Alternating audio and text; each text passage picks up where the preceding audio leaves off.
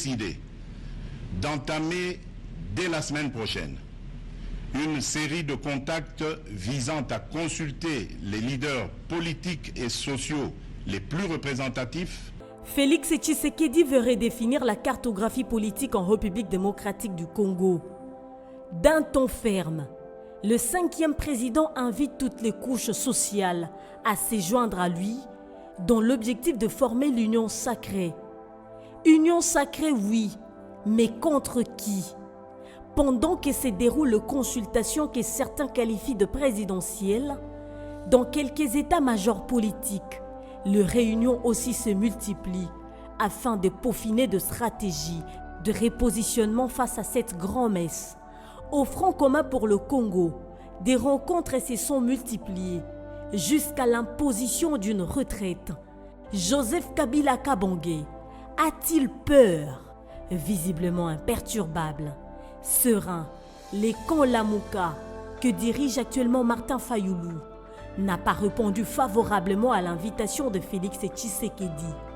Il aurait un autre agenda en dépit du fait que Bemba et Katumbi, d'autres leaders de la Mouka, aient accepté de participer aux consultations nationales. Est-ce déjà la rupture? Fayoulou et Mouzito, les Mpangi, ont-ils fait un bon ou mauvais choix? Le temps nous les dira, qu'à cela ne tienne. Je reviendrai vers vous dans une nouvelle adresse pour vous faire part de mes décisions qui n'excluront aucun cas de figure. Oui, Fachi reviendra assurément vers le peuple. Mais les vrais problèmes de la RDC sont connus, Monsieur le Président. Vous ne mangez qu'une fois par jour. Mais lui m'a dit 3 fois. Non, c'est 3 fois. La population ne mange pas à sa faim. Quelqu'un nous avait dit une fois que depuis les années 60, l'homme politique congolais a toujours été un problème plutôt qu'une solution. Félix Tshisekedi peut-il faire mieux que son prédécesseur qui n'a pas su changer l'homme congolais, mieux l'homme politique congolais? Un autre vrai problème qui gangrène le développement du pays. Des routes, l'eau et l'électricité, l'enseignement, la création des emplois sont quelques faits majeurs décelés depuis des lustres et qui ne demandent que de bons animateurs et un bon leadership fort pour mettre la machine en marche. Que vont apporter tous ces caciques de la politique qui piétinent le tapis rouge du palais de la nation? Est-ce par souci d'aider les chefs de l'État?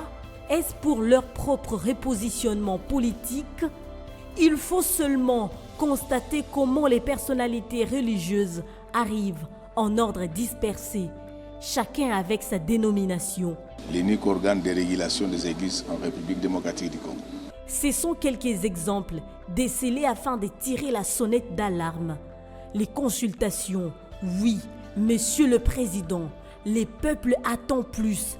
C'est déjà 2 ans consommés. Il vous reste 3 ans.